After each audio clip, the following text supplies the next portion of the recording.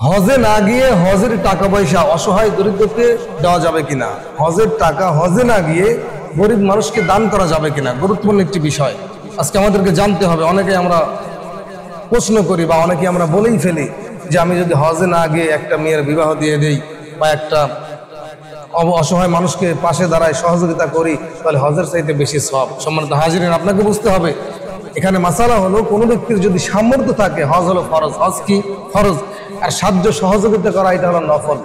আপনার জীবনে যদি আপনি একবারও হজ না করে থাকেন, আপনার সামর্থ্য আছে আপনার জন্য হজ করা কি ফরজ, ফরজ বিধানকে আপনার আদায় করতেই হবে। তবে যদি আপনি একবার হজ করে থাকেন, দ্বিতীয়বার যদি নফল হজের জন্য যান, এখানে একটা জিনিস খেয়াল রাখতে হবে যে একবার ফরজ হজ আদায় করার পরে আপনি যতবার যাবেন ততবার ওইটার ফরজ থাকে না, এটা নফল হয়ে যায়। কি হয়ে যায়? নফল হয়ে যায়। আপনি প্রথমবার যাচ্ছেন, এটা ফরজ আদায় হয়ে গেছে, এরপরে যতবার যাবেন সেগুলো কি হবে? নফল হবে। এই নফল হজ করতে গিয়ে যদি অসহায় কোনো মানুষকে আপনি সহযোগিতা করতে পারেন, কোনো দরিদ্র মানুষকে পাশে দাঁড়াইতে পারেন, কোনো মেয়ের বিবাহের ব্যবস্থা করে দিতে পারেন, তাহলে এর সব তার চাইতে বেশি হবে। সুবহানাল্লাহ। তবে একবার ফরজ হজ আদায় করার পরে, কি একবার ফরজ হজ আদায় করার পরে, এই বিষয়ে একটা ঘটনা আছে। জামানার বিখ্যাত আলেম ছিলেন এই দুনিয়ার মধ্যে, সব থেকে বড় আলেমদের সারির মধ্যে একজন, তিনি হলেন হযরত আব্দুল্লাহ বিন মুবারক রাহমাতুল্লাহ আলাইহি। ওনার জীবনে একটি ঘটনা আছে। উনি একবার হজে যাওয়ার জন্য টাকা পয়সা সবকিছু জমা দিয়েছে। কি করছে? টাকা পয়সা সবকিছু জমা দিয়ে দিয়েছে, হজে বের হবে।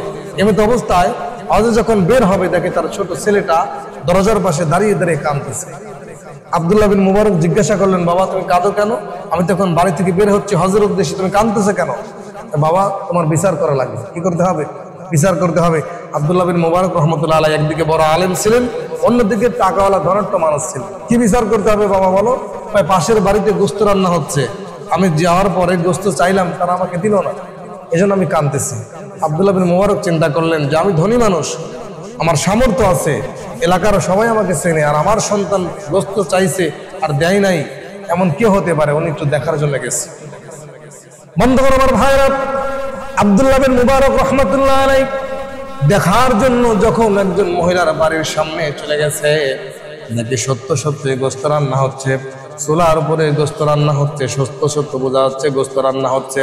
আব্দুল্লাহ বিন মুবারক রহমতুল্লাহ আলাইহি ঘরের বাহির থেকে সালাম দিলেন। সালামের জবাব একটা মহিলার কণ্ঠের আওয়াজ আসলো, সালামের জবাব দিয়ে দিলেন, কি আপনি?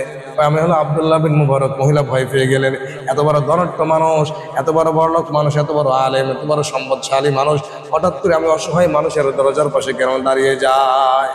আব্দুল্লাহ বিন মুবারক বললেন, মা আপনার সঙ্গে আমার কিছু কথা আছে। বলে, কি কথা বলেন? আপনার বাড়িতে একজন ছোট বাচ্চা আসছিল কিছুক্ষণ আগে। হ্যাঁ। আপনার কাছে গোস্ত চেয়েছিল। বলে, হ্যাঁ। আপনি দেননি কেন? মহিলা কান্না শুরু করছে। কি করছে? মহিলা কান্না শুরু করছে। আব্দুল্লাহ বিন মুবারক বলেন, মা আমি কি আপনাকে কষ্ট দিয়ে ফেললাম নাকি? আপনি কাঁদতেছেন কেন? আমার সন্তান আসছিল কিছুক্ষণ আগে, আপনি গোস্ত দেন নাই, এই জন্য কথাটা বলতে আসছে।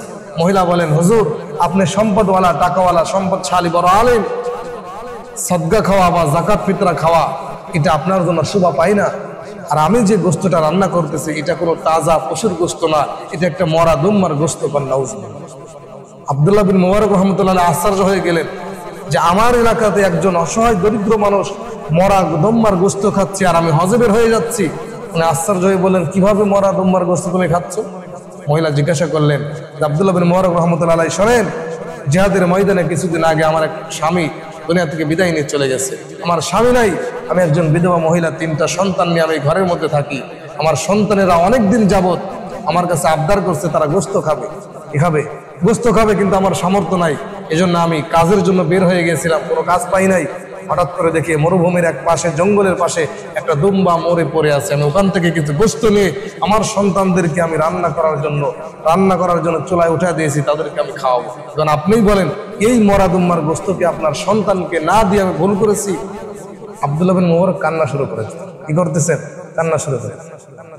আমার ভাইরা, আব্দুল্লাহ বিন মুবারক কান্না করতে করতে মহিলাকে বললেন, দরজা খুলে দেন মা, আপনি পরপুরুষের সঙ্গে আমি দেখা দিতে পারবো না, গরিব মানুষ হলেও পর্দার বিধান লঙ্ঘন করবে না। সুবহানাল্লাহ।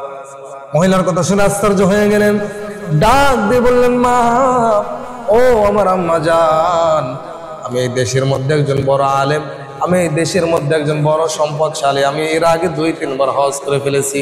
আমি নফল হজের জন্য, উমরা করার জন্য আমি হজের উদ্দেশ্যে রওনা হয়ে গিয়েছিলাম, কিন্তু আমার বাড়ির পাশে এতটা অসহায়, এতটা দরিদ্র, তুমি যে নিজের সন্তানদেরকে গোশত দিচ্ছ, মরার তোমার গোশত দিচ্ছ, এই অবস্থায় যদি আমি তোমার খোঁজ না নিয়ে হজে যাই, আমার হজ আল্লাহ কবুল করবে না। আব্দুল্লাহ বিন মুবারক কি করলেন? নিজের হজের টাকাগুলো তাকে দান করে দিলেন। সুবহানাল্লাহ। এই অবস্থায় একবার হজ করছে, দ্বিতীয়বার কি করছে? দান করে দিয়েছে।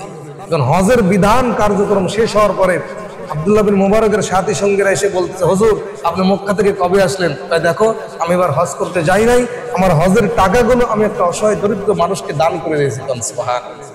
বললেন, না, আমরা যখন কাবা শরীফ তওয়াফ করলাম, দেখলাম আপনি আমাদের সামনে, আমরা হজের যত কাজগুলো আমরা করেছি প্রত্যেকটা কাজের সামনে আমরা আপনাকে পেয়েছি, সত্য করে বলেন আপনি হজ থেকে কবে আসলেন?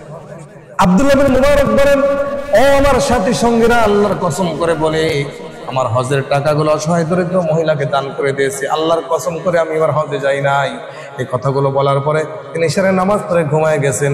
আল্লাহ তাআলার নবীজি আব্দুল্লাহ বিন মুবারকের স্বপ্নে বলছেন, আব্দুল্লাহ রে, তোমার দানে আল্লাহ এতটা খুশি হয়ে গেছে, এই বছর তুমি হজে যাও নাই, কিন্তু তোমার আকৃতি একটা ফেরেশতাকে বানায় দিয়া হজের সব বিধানগুলো আদায় করে নিয়েছে। সুবহানাল্লাহ। শুধু তাই নয়, এবার 6 লক্ষ মানুষের হজ তোমার আমলের ওসিলায় কবুল করে নিয়েছে।